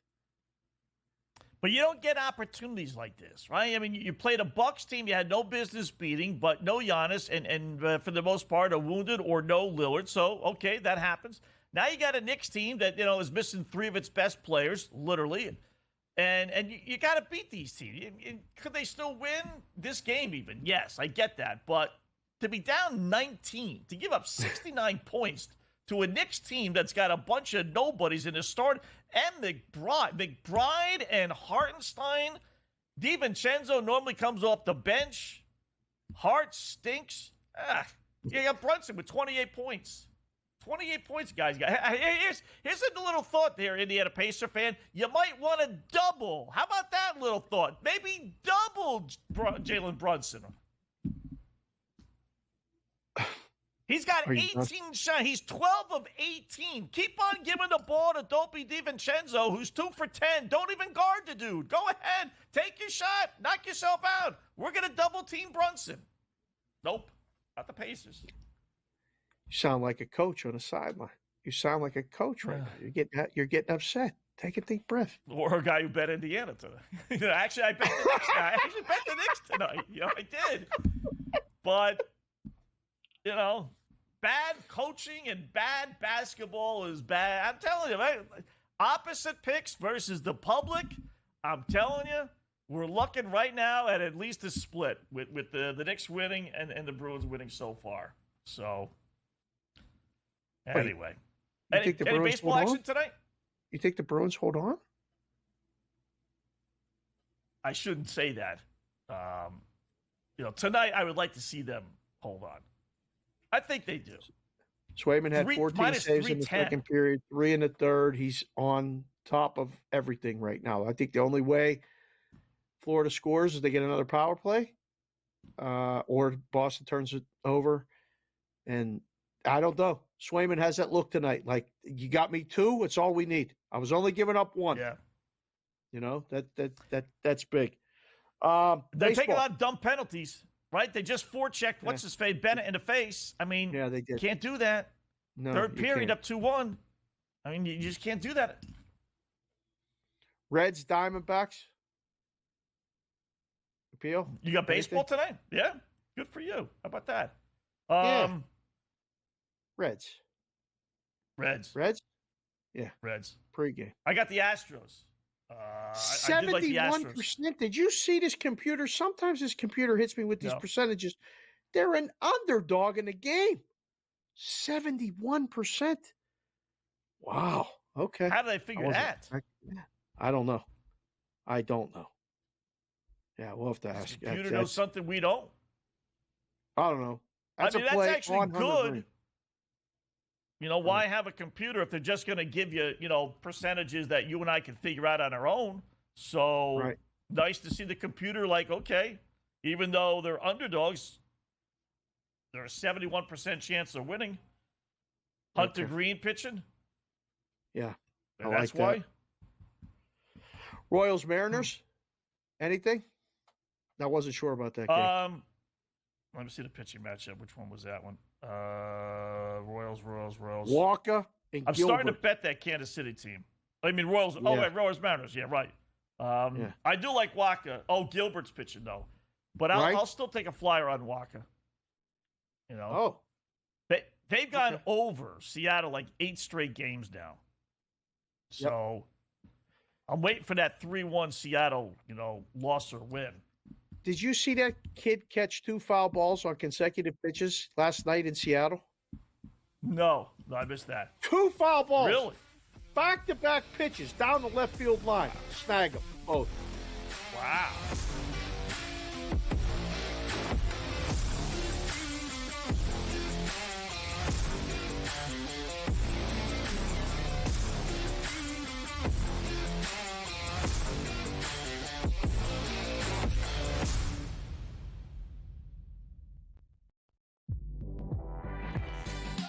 Every missed call, the entire game, whether it's a charge or a block or a deflection that was wrong or a foul that should have been called that wasn't called or vice versa. Give me a 48-minute report. And people that will understand that there's so many mistakes that the referees make over the course of the game that referees, ready folks, don't decide the outcome. Betting above the rim, only on SportsGrid. How fragile are these guys? It's amazing. They're supposed to be the greatest athletes in the world, and yet they can't walk and chew gum at the same time without getting hurt, for goodness sakes. That Trout injury really is a bummer, too, because people thought he was going to have a big year. And I look, I don't feel bad for the Angels. I don't like Mike Trout in Anaheim. I thought he should have left when his contract was up. InGame Live, prime time, only on SportsGrid. Devastating loss to Georgia Tech, where they made significant coaching errors. But Miami, with all of these changes, obviously looking to churn over this roster and upgrade the talent level. Don't sleep on Rick Pitino. Listen, at the end of the day, the portal is the portal, Mike. Don't matter where you came from, it's where you're going and how much money can you get. Inside the transfer portal, only on SportsGrid. And now you have to qualify, and these majors, you got to go do it, man. And it just comes off really petty to sit up there and be like, I'm not. You know what you signed up for. So I don't like the pettiness, and I 100% think Taylor Gooch should be in the major championships. Mm-hmm. So in the same note, I'm saying this, but also it's like, hey, this is the world in which we live in right now, and you don't deserve anything. Only on SportsGrid.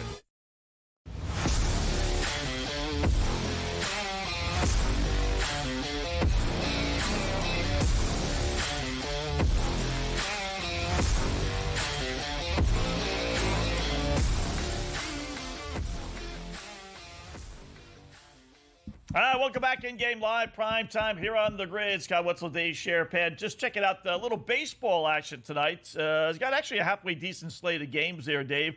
We talked a little earlier about the Dodgers, but and obviously the Rockies and Padres. Anything else on the slate as far as the games that are in progress? Texas losing again. Boy, this Ranger team, they can't get out of their own shadow. Red Sox and Devil Dogs tied at 3, top of the 9th inning. Cubs down 7-0. I thought they were going to, give Atlanta, a series, but they get shut out last night 2-0. And Chris Sale back on the hill. Boy, Red Sox fans, this is the old Chris Sale. I mean, holy crow. 7-0, bottom of the 8th inning. Guys yet to lose this year, Sale, right? It's been pitching looks great. Good. He looks good. Sometimes you just get a change of scenery, different spot in the rotation, whatever these things really help. And boy, it's helped him. He's been excellent. In game right now, 3-3. Rays and Red Sox. Rays hitting. Right. Bet the Red Sox right now, right before they get out of the inning. So you got a very short number. Just flipped. It was -140. It went to -160. They must have just got an out. That was fast. So, yeah, bet the Red Sox to win it in the bottom of the ninth. If they don't, we got the extra inning situation, right? Take the other side, plus, this, that, whatever. So if you want to do that, let me see. Take a quick look down. I got the Brewers pregame against the Pirates. Thought they would win yesterday against Keller. Keller pitched great. Not today. Priester has been an under pitcher. Wow. The Bruins almost just scored to almost iced the game there. Cleveland. Texas is flawed. Something's going on with Texas, right? Just got swept. Shut out yesterday. Cleveland. Not good. Not good at all right now. That's about it. Up 5-1. Yeah. They keep on playing well, boy, I tell you. I'm waiting for the other shoe to drop. Someone's going to get hurt, whether it's Judge or Stanton. Somebody's going to get hurt, right? Why? It's only a matter of time. Why? It's the Yankees. They always got these guys are so brittle over there. So, but not happy that they're winning. Not happy. They beat the Twins all the time. That's just one of those things when you see it, right? Like it's just like I don't know how many times the Twins lost to them in the postseason when the Twins had really good teams. Yeah, like 17 straight, I think it was. Right? Literally. Yeah, and the Twins are a good team right now. Sometimes it's just some matchups. It's just like, I thought it was against Rodon today, and maybe not. This looks like the Yankees are going to get it done again. So, I tell you, who's bad? And I didn't do it. I was playing against the LA Angels for about 4 or 5 days. And then they came into and they lost most of those. I think they went 1-4. And then they had the St. Louis Cardinals come to town. I'm like, the Cardinals stink too, right? But Cardinals win big last night. They're down 4-1. They rally, score a bunch of runs in the 9th inning. They win 10-5. This Angels team, Cardinals are now -148 favorites, which is tough to lay on the road with this Cardinal team because they're not any good either. But this Angels team, Dave, without Rendon and without Trout in that lineup, I mean, they have no pitching, no hitting. They may actually have the worst record in the American League when everything is said and done. I think the A's actually have a better chance if Trout and Rendon don't come back this year. And there's some thought that they might, obviously, but they're to me a play against team no matter what. Yeah, I'm trying to just stay away from certain teams. That's one of the ones I try to stay away from. That's one I don't want to even get involved in yet. Watch a lot of their highlights, watch a lot of their games. It's a hard pass for me. Their lineup, let's go look at yesterday's game, is just like it's a who's who of absolute nobodies. Hold on a second. Monday night. First, they had a 4-1 lead. They blow that, right? They give up a gazillion runs in the 9th inning. Then I was happy when I saw 4-1. I'm like, hey, that's pretty smart, Scott. You stayed off them, man. Good job. And then I see, they win 10-5. I'm like, you lost the winner. Anyway, we don't have too much time here. So it's a bunch of, there we go. Tell me if you know these guys. Samuel, who, whatever, sitting 228. Adele, I think I've heard of him. Ward, I've heard of. Pilar, O'Hop, Calhoun, Goodrum, Neto, and Paris. I mean, if you know more than one or two of those guys, you're a better man than I am. Right? Sounds like cities in Europe. Yeah. For 200, now playing for the Angels.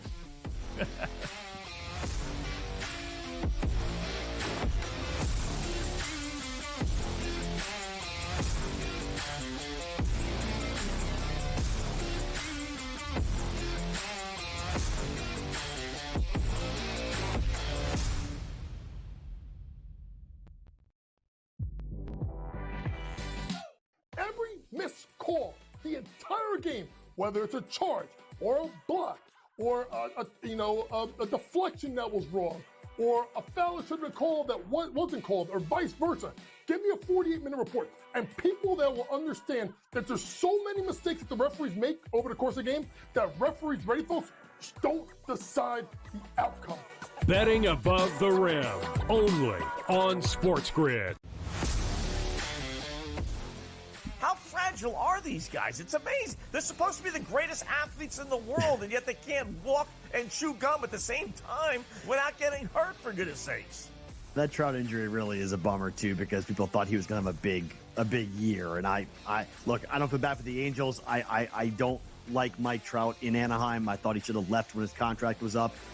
InGame Live, prime time, only on SportsGrid. Devastating loss to Georgia Tech, where they made significant coaching errors, but Miami, with all of these changes, obviously looking to churn over this roster and upgrade the talent level. Don't sleep on Rick Pitino. Listen, at the end of the day, the portal is the portal, Mike. Don't matter where you came from, it's where you're going and how much money can you get. Inside the transfer portal, only on SportsGrid. And now you have to qualify, and these majors, you got to go do it, man.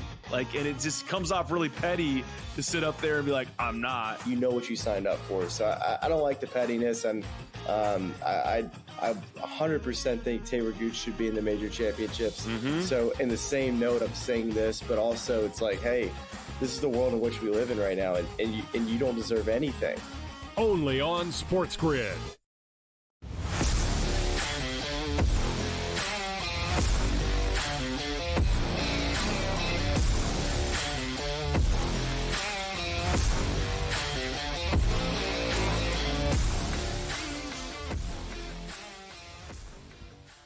Hi, welcome back. InGame Live, primetime here on the grid. Caitlin Clark, 20 points with 3 minutes and change left, down 14.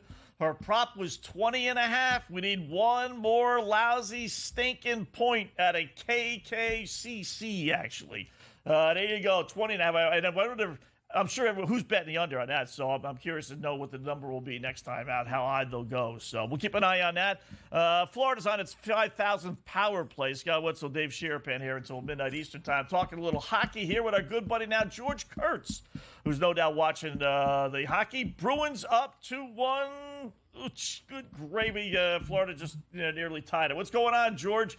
What do you think? Florida up minus down 2-1. They going to tie this thing in the final 7.5 minutes? I certainly hope so. I'm on Florida. Sorry, Scotty. But so I certainly hope so here. You got to give Boston a lot of credit, right? Because even game 4, you gave him a game there, right? You give him another game today. You don't have Brad Marchand. If not, I guess Pastrnak's your best player. So you saw your second best player, third best. You haven't had it for a couple of games. You're still competing here with Florida. Good for Boston here. That being said, God, I thought Florida would take care of business tonight. I didn't think it would be close. I thought it would be a nice, easy 4-1 win here. You know, you're at home. Put your division rival away. Await the Rangers or Hurricanes. Yeah, this is the way the path to victory was Swayman. I told Perrault earlier today, the only way that Boston was winning is if Swayman gave up one or got a shutout. And so far, he's given up one, and they're playing a perfect road game. I mean, they're playing really well. I'm so happy you found your keys. That was a very big concern yesterday. I mean, Scott, yesterday, George misplaced the keys. Have you been there? Like, George was so upset when he was on the show. Car keys, house keys, car keys? Both. Yeah, oh, yeah. Both. Yeah, we've all been there. Day. I didn't misplace them, by the way, okay? They fell out of my pocket while I was carrying crap. Even worse. Oh. They fell into my wife's Where'd you sneaker find in the garage. What are the odds? My wife, because she's a nurse, so she doesn't bring her sneakers into the house, so she changes in the garage. So they actually fell into, and she has like 6 sneakers, and they actually fell in there. That's why I didn't hear them hit the ground. And I looked because I checked the path I walked. I walked a million times. I figured they had to drop out somewhere. I brought in grassy, looked in there. You want to know how crazy it was? I brought in a box of, we went to Costco, so I brought in a box of snacks, and you had to carry the box. I thought maybe I had the keys in my fingers, and I dropped them in the box. So I actually took the box. I didn't want to open the box. I took the box out by the car and see if I could open the car with the box in my hand. No, I couldn't. So about 15, 20 minutes after I was on last night, I found the damn things. After I had called AAA was on their way to at least get me in the car, so to see if I dropped them in there somehow. So it was a comedy show last night. Everybody thinks I'm a complete moron, for doing this, by the way. And then, by the way, here's another thing. We have 2 fobs. Most of us have 2 fobs to our car, right? Yeah. My wife can't find her fob to the car either. She has no idea what you do with it because she never drives that car. Wow. I feel better. I'm glad you got that vent out, George. I was going to ask you, I had to ask you that first to get you ready to talk about Vancouver and Edmonton, because Wetzel and I were talking about it earlier, and we're like, wait a second. Change of goalie, good or bad, I don't know. We'll see. But all the slashing and everybody talking about McDavid getting cheap shot and all this other stuff, Edmonton's the same price. The same price today. Total is the same. Can't make it 7 total in the playoffs. But minus 205, 6.5. Team trends right there. 7-2 last night versus the Oilers. 6-1 this year. George, they nicknamed you Captain Chalk.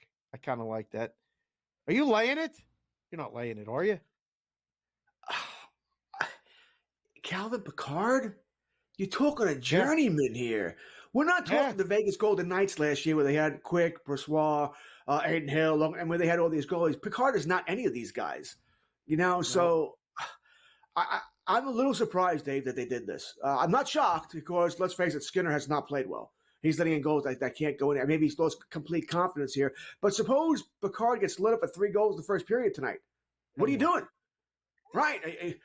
Are you going back to Skinner? Are you going to, get John Campbell, from down in the AHL? What are you doing here?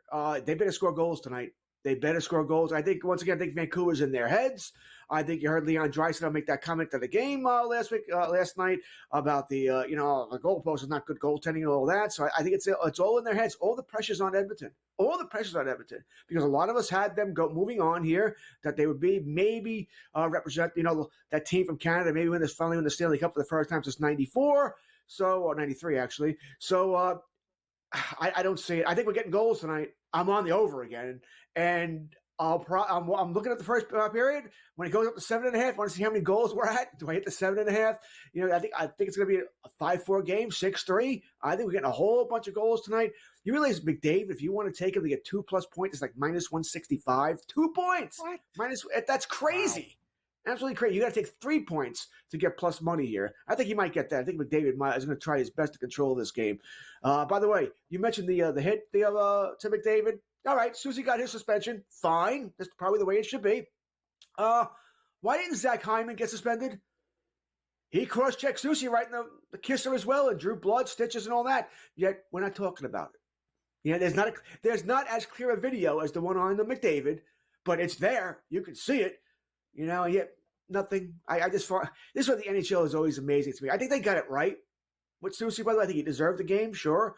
But why nothing for Hyman? Because he's a 60-goal scorer? Is that why? The NHL postseason has not been good for the officials, whether it's the officials or whether it's the review folks. You don't know me; I'm still bitter over the Bruin 2-1 game with the Florida goal. I mean, that to me is one of the absolute worst reviews I've ever seen. It's just, to me, I don't know how they justified that goal. But you talked about pressure, George. You want to say there's pressure on Edmonton? I agree. And there's also pressure on Connor McDavid. Now, he's got a gazillion assists. I get that. But Connor McDavid isn't the face of the franchise to go get assists. He's only got 2 goals this postseason. He's got to score tonight. Agreed. I think he's going to take control of the game, Scotty. I think he actually has to take control of this game. All right, and I think he will, but it's been a weird season for him, right? Because I think he's been looking for assists all year long. He's not looking to shoot. Yeah. I don't know why. I understand, hey, you set the record, not a record, but you got 100 assists, fantastic. Kucherov did the same thing. But, you got to score here. You got to put the puck home. You're playing a third-string goalie in Salas, who's also got issues, right? But he's stepped up. But he's a third string for a reason here. You should be able to score. So I think he's got to score as well here. I said, I really want to play his 3 points. And I think I think McDavid is going to take control of this game. I think it's going to be one of those games where if Edmonton loses, it won't be McDavid's fault. He'll have a goal, 2 assists here, and they still lost 5-4, something like that. So I'm with you, Scotty. I think he has to put the puck in the back of the net. I think he has to show that he's the best player in the world tonight. Kurt's Black Cloud play of the night is the San Diego Padres -1.5. Wetzel's not afraid of anything, especially, well, he doesn't like laying big chalk, but laid a 1.5 against the team that's won 5 in a row. And I couldn't wait to ask you because it is the biggest favorite on the board, period, today, except for the Las Vegas Aces, which is 17. But baseball play tonight, you like the Padres, George? I've now lost with the Rockies 3 of the last 4 games. Okay, I lost to them on Friday, lost to them on Saturday. I stayed away Sunday. But I went back to it last night. And lost again. No, I'm laying off the Rockies. I've learned my lesson. All right. If not for that, I would be on the Padres tonight. Absolutely, I'd be on the run line. Right, I'm not taking the -320. I'd be on the run line here. But no, I think I need to see the Rockies. The Rockies have won 5 straight games. No. I've learned my lesson. I've donated enough money to the Rocky charity fund. So no, I need a night off from the Rockies. Got to go to the well one more time, Drew. One more. There's no way they're winning. They've won 6 in a row one time in like 5 years. It's not happening. I'm telling you right now, Padres win 7-2. Yeah. I hope you're right. Call the score. I hope you win. I'm still not doing it. Give the score. Why not? Why not? Great job, George. We'll do it again soon. Let's get some winners. See you, George.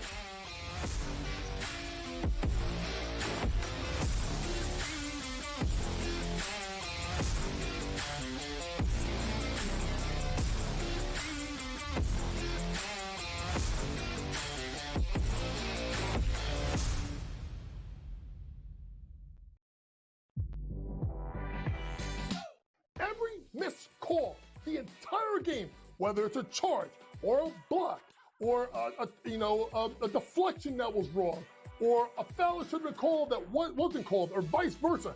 Give me a 48-minute report. And people that will understand that there's so many mistakes that the referees make over the course of the game that referees, ready folks, don't decide the outcome. Betting above the rim, only on SportsGrid.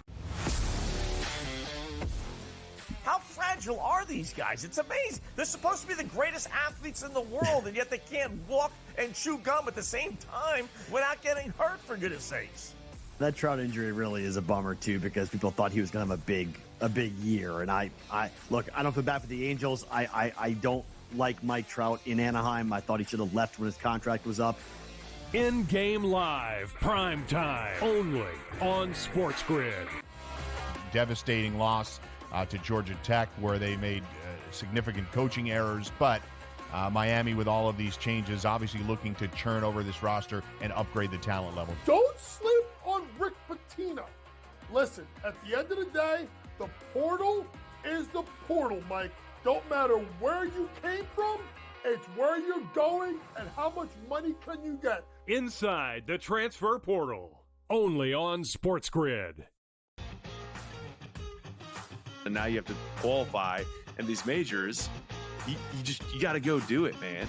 Like, and it just comes off really petty to sit up there and be like, I'm not. You know what you signed up for, so I don't like the pettiness, and I 100% think Taylor Gooch should be in the major championships. Mm-hmm. So in the same note, I'm saying this, but also it's like, hey, this is the world in which we live in right now, and you don't deserve anything. Only on SportsGrid.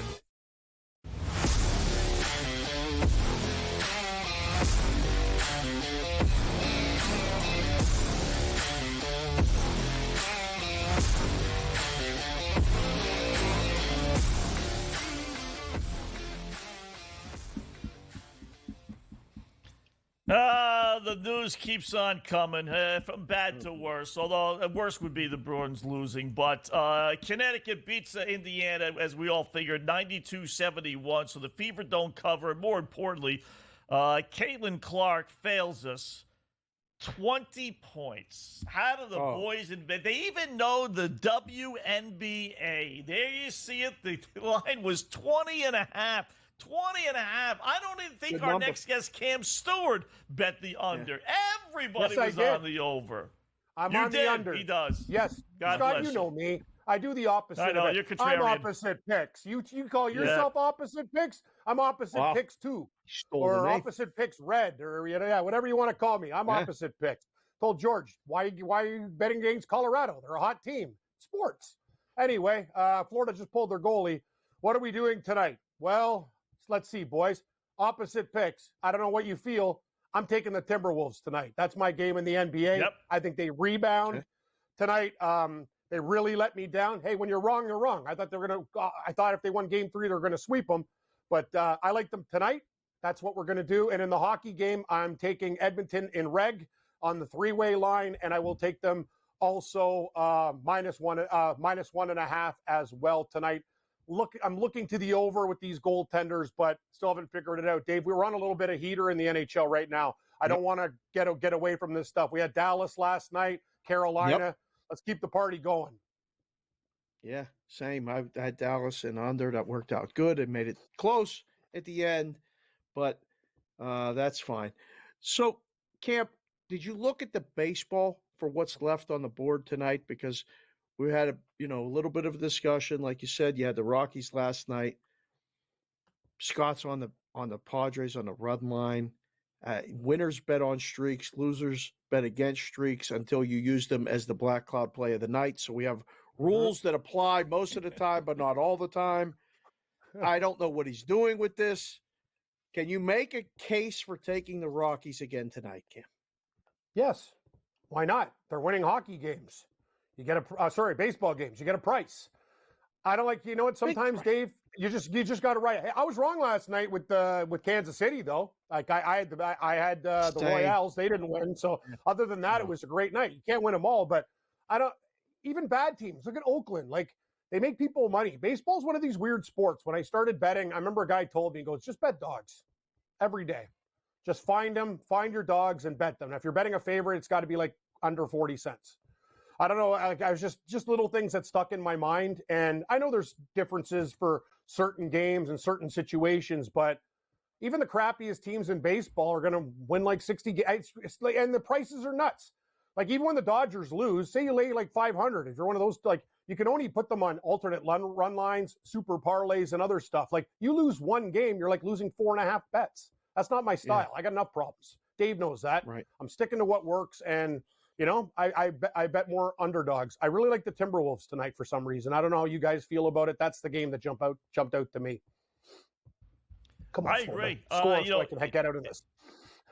Yeah, if you think about it, everybody so far opposite picks is coming out really good, Cam. When you think about everybody's on, Caitlin Clark over, right? That goes under.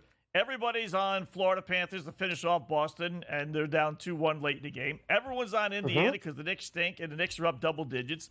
Everyone's going to be on Denver, right? I mean, how can't you? They just won 2 games in Minnesota. Line's only 4. Give me Denver, right? So it's been a pretty good go opposite of the public so far tonight. In the Edmonton game, and we just had George Kurtz on, he was telling us, and it's true, that for him, Connor McDavid to get 3 points, you need to go to 3 points for him to be plus money for points-wise. But you can get him 2 assists at plus money. So what's more likely to happen? Connor McDavid score a goal at plus 120 or Connor McDavid 2 assists at plus 124? So what is he getting? Well, what do we have to lay for a goal? Plus 120. You're getting plus money for him to score a goal? I'd rather have that than 2 assists. I don't know. Zach Hyman scores a lot of their goals, but I expect McDavid, after getting cross-checked, to be very angry tonight. I expect him to be hot. I expect him to get multiple points. I'm not going to go like Kurtz and bet like crazy, to get 3 or points or more, but I do think he'll get a goal in the game. Maybe first period over too. I think, Edmonton, I'm taking Edmonton in the first period minus a half puck too. They have to come out hot. If they give Vancouver any type of breathing room, if Vancouver goes up 1 or 2-0, panic time. Then it's going to be great for the total though, because they're going to pinch defensemen. Guys are going to go on the counter attack, and then we're going to have lots of goals. But Edmonton in the first period as well. You know what it is, Dave? I learned a lot about Dallas has scored the first goal in every game, and I'm thinking, okay, why do I take Dallas? Because they're just a perfect road team. And Colorado basically has nothing right now, right? They're shell-shocked. Buddy's done for 6 months after the drug suspension. And Dallas just basically praise on your mistakes. Edmonton, on the other hand, tonight, I just think it's a desperate team.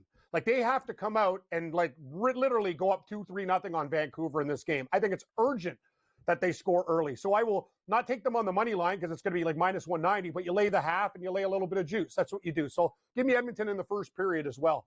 Boston just won for you, Wetzel. I had them plus 1.5, but I can't lie. I had Florida in a big parlay, and I'm greedy. I should have cashed out, but that's 2-1. I try to win more money. Final. Okay. Yeah. Ooh, they had a great shot right there at a crease. Oh, you're telling me. Wow. That looked like the Leafs game. Wow. Wow. Steven's back. Things change every minute with this guy. Yeah. Cam, tomorrow you got Stars hosting the Avalanche, and that's probably done, I would think. But I know it's PGA Championship week.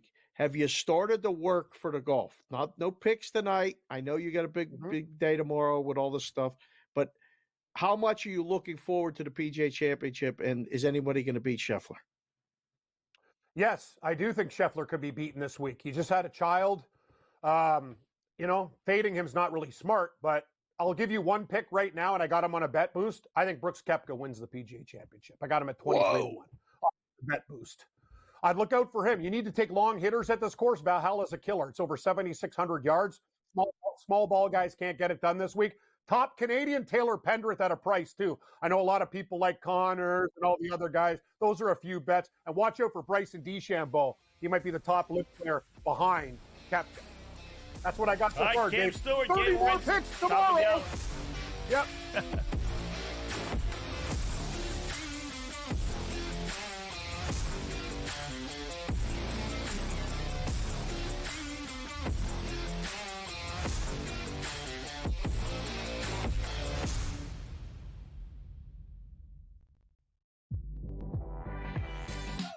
Every missed call, the entire game, whether it's a charge or a block or a deflection that was wrong or a foul that should have been called that wasn't called or vice versa. Give me a 48-minute report. And people that will understand that there's so many mistakes that the referees make over the course of the game that referees, ready folks, don't decide the outcome. Betting above the rim, only on SportsGrid. How fragile are these guys? It's amazing. They're supposed to be the greatest athletes in the world, and yet they can't walk and chew gum at the same time without getting hurt, for goodness sakes. That Trout injury really is a bummer, too, because people thought he was going to have a big year. And I don't feel bad for the Angels. I don't like Mike Trout in Anaheim. I thought he should have left when his contract was up. InGame Live, prime time, only on SportsGrid. Devastating loss to Georgia Tech, where they made significant coaching errors, but Miami, with all of these changes, obviously looking to churn over this roster and upgrade the talent level. Don't sleep on Rick Pitino. Listen, at the end of the day, the portal is the portal, Mike. Don't matter where you came from, it's where you're going and how much money can you get. Inside the transfer portal, only on SportsGrid. And now you have to qualify, and these majors, you got to go do it, man. Like, and it just comes off really petty to sit up there and be like, I'm not. You know what you signed up for. So I don't like the pettiness, and I 100% think Taylor Gooch should be in the major championships. So in the same note, I'm saying this, but also it's like, hey, this is the world in which we live in right now, and you don't deserve anything. Only on SportsGrid.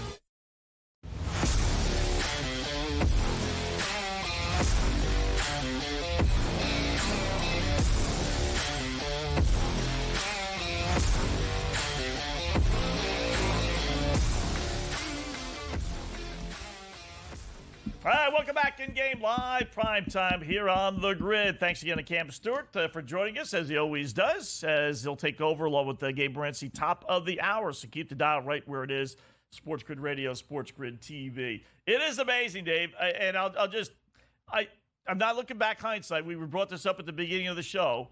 Classic bets tonight, right? And nobody outside of Cam is betting under Caitlin Clark. What happens? Under. Nobody but nobody's betting the Boston Bruins after, Marchand was announced he wasn't going to play again, and they looked like crap. Yeah, they had 50 shots on goal in their last 3 games, right? What happens? Bruins win 2-1. Nobody but nobody is betting the New York Knicks. How could you after watching them Sunday night? What's happening? Knicks by 20+ in the late third quarter. They're going to win. So 3 public plays, all losers. And I will tell you again, and you know better than me, so correct me if I'm wrong, I would think Denver in the NBA tonight is the public play. Denver at home after winning the last 2 games, laying only 4. And then Edmonton, because, who thinks the Oilers are going to fall 3-1 down against the Vancouver Canucks? Is opposite picks going to go 5-0 tonight? Or one of those 2 public choices finally going to cash the ticket? I mean, Denver's definitely deciding the basketball. I don't know. I feel like the Vancouver might have been a public dog. When push comes to shove. But yeah, I feel like, and again, sometimes I get myopic with the hockey because that's, really what I'm super focused on. But I don't want to say you're not going to go 5-0. I'm rooting for you to go 5-0 if you got all them picks, but that would be amazing, right? Yeah, I mean, it happens. There's really nights like this. There's nights when all the favorites win. Everybody's happy. They come back flush. Make more plays. There's nights when the book gets, kicked right in the face. It happens. 86-64, Knicks over the Pacers. Woo! I mean, you could have told me the Knicks were going to win. Right? That's why I bet them. I said, okay, Yeah. But as I told you, this is the same Pacer team that lost to the Bucks without the Giannis and without the Lillard, so it was capable. But I didn't see 86-64. With 4 minutes left to go in the third. I mean, how in the world there is no better system than that zigzag. I'm telling you, you find a team that got their butts kicked and embarrassed like the Knicks did in the postseason, and man, those teams, I'm telling you, I know you gave me the numbers one time, but it was about even, but it seems to me those teams win way more times than not. 43% from the field for Indiana tonight. They're 9-17 though from 3. So it's not because they're missing threes. I mean, that's only 43%. The Knicks are shooting 50% from the field, 8 of 23 from 3. I don't know. There must be a rebounding mismatch. Oh, how about this? 37 rebounds for the Knicks, 18 for the Pacers. Wow.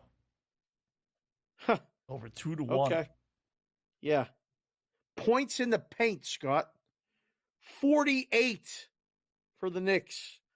22 for the Pacers. Wow. Domination in the paint. Yeah. It's the one time you should say, the NBA team should shoot more threes. I mean, they're hitting their threes. So what are they doing, Indiana? I mean, they're not getting the rebounds. I'll tell you that right now. Doubled up on rebounds.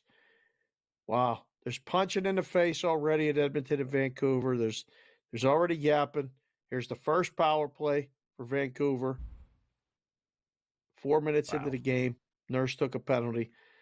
Got to stay disciplined. When you're down 2-1 at home, you got to stay disciplined. And this is a big part of the game. This will help. Power play early. Vancouver scores. And then Edmonton comes back and scores. You get both teams to score first period. Get this out of the way quickly. There you go. Got that same game parlay. Same game parlay in. Come on. Got 2 goals. Yeah. Yep. Is Wyatt Johnson ready to take over the NHL part 1, with part 2 being, is the NHL world done with Connor McDavid if they lose this series and Austin Matthews?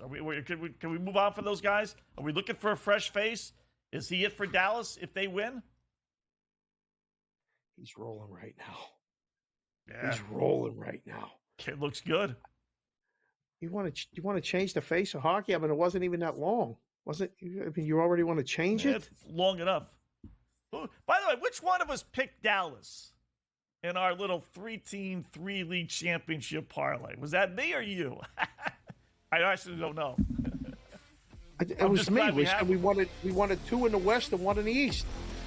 You're right. Let's go, Dallas.